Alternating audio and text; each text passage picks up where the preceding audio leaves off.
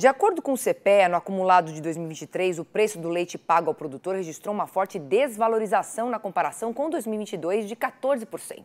Conforme a gente pode observar aqui no gráfico que a gente mostra para vocês, a queda nas cotações começou, na verdade, em maio e chegou a ter uma média de comercialização pelo litro de R$ 2,46. Mas os preços passaram a se recuperar em novembro.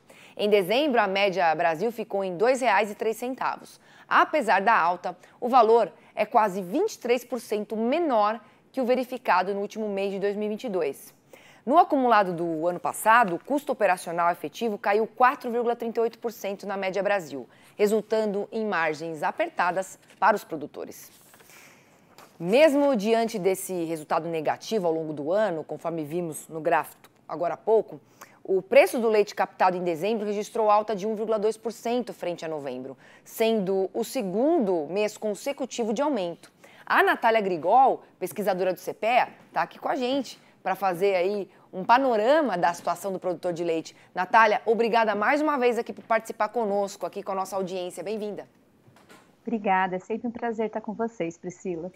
Explica esse movimento de alta para a gente no preço do leite captado nos últimos 2 meses de 2023. Quais são as razões?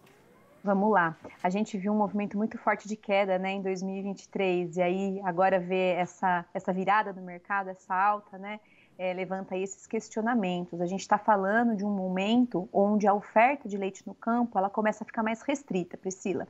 Então, todos aqueles movimentos de queda que a gente viu depois de maio, né, eles estreitaram muito a margem do produtor. O CPEA tem uma estimativa, né, de que a margem bruta dos pecuaristas de leite recuou em torno de 67% em 2023. E aí, com essas margens muito apertadas, o investimento na atividade, claro, ele diminuiu. E a gente já começou a observar, né, a captação dos laticínios recuando a partir de setembro. E aí, nessa movimentação aí, né, de uma produção mais enxuta, novembro e dezembro já apresentaram esse movimento de alta, que foi se consolidando. Em novembro a gente viu ainda muitos estados, né, ainda numa estabilidade, com uma leve tendência à alta, e agora, em dezembro, esse movimento ele é generalizado, apesar dele ainda ser tímido. A gente está falando aí de uma valorização abaixo de 2%, né, na média Brasil, mas que está mostrando, né, uma maior competição dos laticínios, das cooperativas, pela matéria-prima, pelo leite cru, que é, nesse momento, que é bastante complicado, né, uma safra, que a gente está falando de safra, a gente está vendo aí uma produção desestimulada a campo, e isso está totalmente relacionado ao estreitamento da margem do produtor, né? Agora, falando, Natália, da situação do consumo de lácteos aqui no Brasil, porque com mais um corte dos juros pelo Banco Central, eu queria saber, na sua avaliação, se é possível que uma provável melhora em indicadores econômicos possa impactar diretamente em uma alta na demanda interna nos próximos meses. Essa é a expectativa do mercado, né? Para esse ano de 2024, existe uma expectativa bem mais positiva em relação ao consumo do que havia em 2023, muito ancorada nessa mudança, né? Da questão dos juros e também de como a gente vem observando mesmo o consumo se restabelecendo. Em 2023, a gente ouviu muito dos agentes do setor que o consumo foi muito ruim. Mas, na verdade, a gente teve sim uma retomada desse consumo. A diferença é que ele está muito ancorado em preço baixo. Então, a gente está falando de uma recuperação do consumo, mas ancorada num patamar de preço mais baixo. Isso causa, claro, uma dinâmica muito diferente no mercado.